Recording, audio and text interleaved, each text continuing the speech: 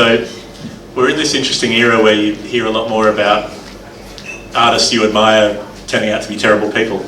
And it's disappointing and it's sad when it happens, but it's worse for the people in their lives who are the subjects of them being terrible people.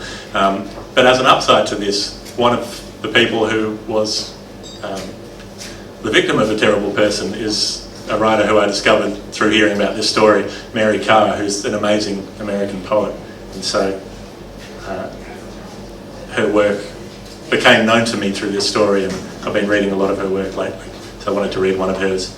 She's got a whole series about Diogenes, the Greek philosopher, in different places. This is called Diogenes the Bartender Closes Up. Thank God for the bankrupt drunk with the gold American Express. He bought my gin, he understood my thoughts, punched the saddest numbers on the jukebox. His divorce will join the myths in my best Iliad.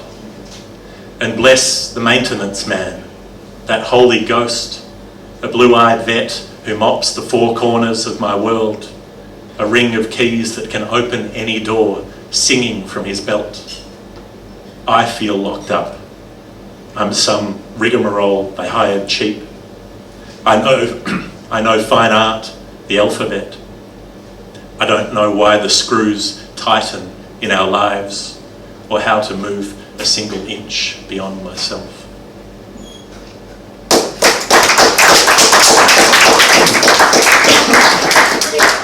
Thank you. Sorry for choking and possibly half dying.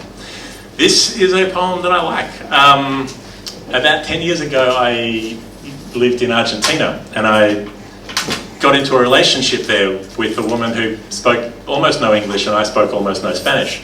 And after a while I worked it out, but at the beginning. So what we used to do was get really stoned and then try to have conversations about moral relativism and philosophy. Using snacks.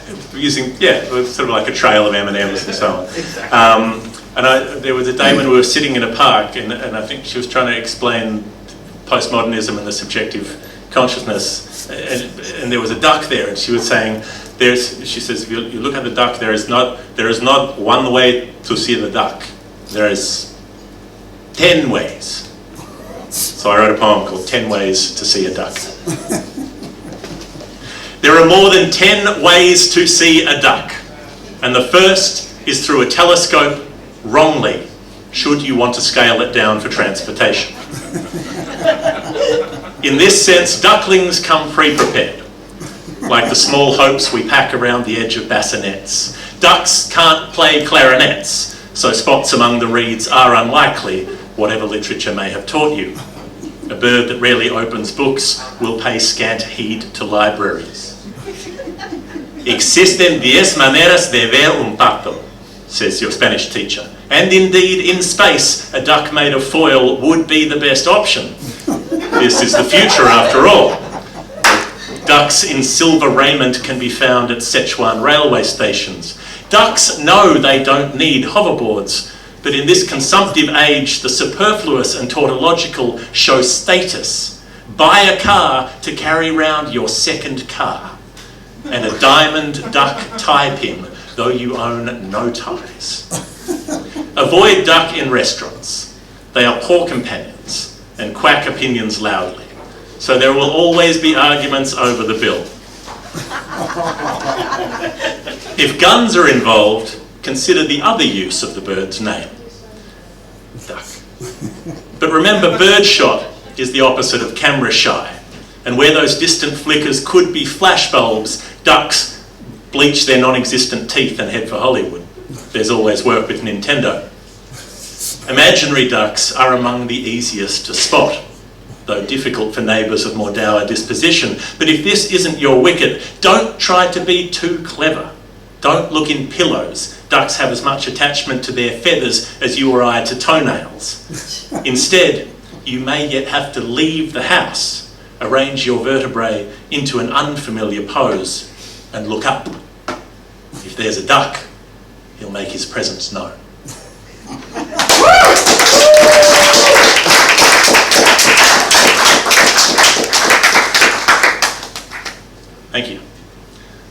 exactly 3 poems in the last 5 years. Hasn't happened much. But this is the most recent one from last summer.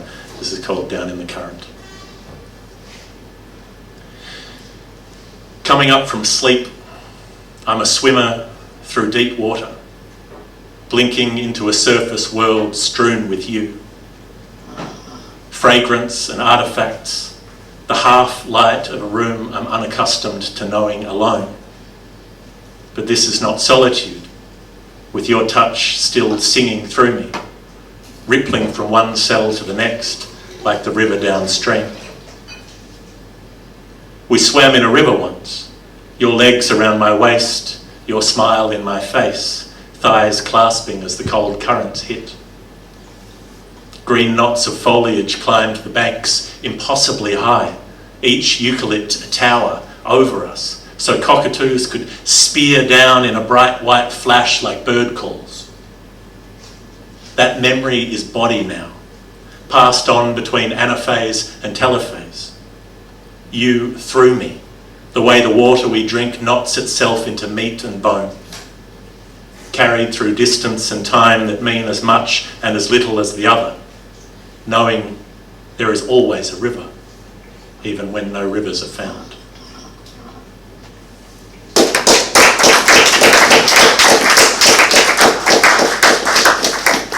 Thank you. And this is recent for me, but probably still 5 years old. I just have to write about cricket a lot, and so there's not a lot of time to write about poems anymore. It's just, what happened to the cricket today? I will tell you. And then after that, I'm sick of writing, and I don't want to write a poem. So, forgive me. This is called On the Unfolding of Towels. In a way, none of it was surprising. That near winter sun came in sad and strong the way it does, trees still clinging to hope, homebound children strung out like ducks again.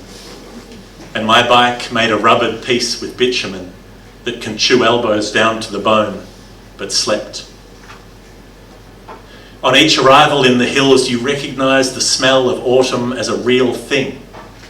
Clear air waiting for smoke, lawn springing water when you tread too hard or dig. Tucked east of a long peak, light abandons the house in the time it takes you to tongue the word dell. I've known dogs that smile, but only one that hugs, sidling up under the arm to claim the torso, beaming as her ribs are thudded like a drum. Outside, the leaves of the ornamental grape have turned a claret it will never bear. The loves we don't dare speak to, the flares we send up only to shy away from their light, and I can understand the vine, jealous of its own hue.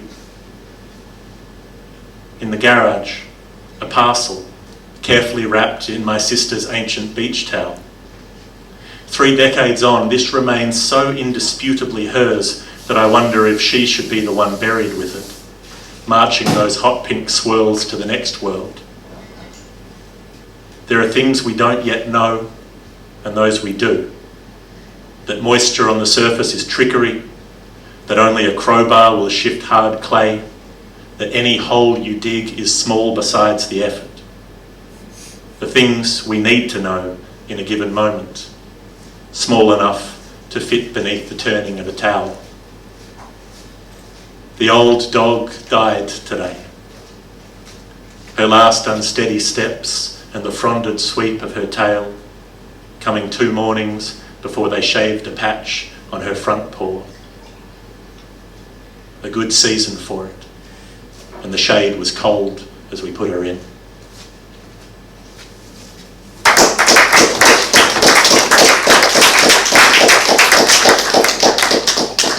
Alright, I'm going to do one more.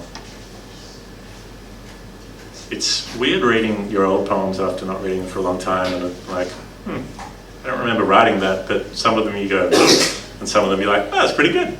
Oh, good work, young idiot self. This one I like. This is called How to Write a Love Poem. Firstly, sit at your desk for several hours. Don't write anything. Watch the leaves through the window shift in the afternoon light. Think about her. Think of the taste of her nipples, the shape of her hips. Get yourself off if you need to. Focus. This is important. Eat ice cream or almonds and go for a walk nearby. Force yourself to look for details you've never noticed. A spray of gumnut flowers in a certain tree or the pattern of a wrought iron gate. Go home again and vacuum. Note how the lack of debris makes the whole house stronger. Note how the lines of floors, walls and windowsills combine to form clean white interstices of light. Imagine that your house is a balloon. Imagine that it's barely tethered to the ground. Now go to meet her. If you've been imagining hard enough, you'll need to climb down a rope ladder to the street. Remember that hands are important. Pay special attention to the knuckles, the skin between the knuckles, the furrows between the tendons. Take her on a walk, different to the one you had before. Details are not your focus now. A cliff top by the ocean is good, though other locations with similar qualities will suffice. Follow her along paths that show white against the grass. She can wear blue jeans if she wants. You can nudge stones aside with your foot and note the way they crumble. Do not try to make this into a metaphor. Take her home. By now your house should have settled back to earth. Daylight will be leaking from the sky. Light 1 candle or 3. Clothes are an embarrassment. There are many ways this can go. Put your hands somewhere. Think about breath. Twitch. Pay attention to bed springs. Admire the shape of her hips in real time. This part is largely up to you. Afterwards, find the grainy shadows of her eyes in the dark room. They should be so hard to see they seem about to dissolve. Because they are insubstantial, they will have more substance. Pay attention to the knuckles, the stomach, the throat. Lie. Feel the heat of her sleep. Get up at 3 a.m. Sit at your desk for several hours. Don't write a poem.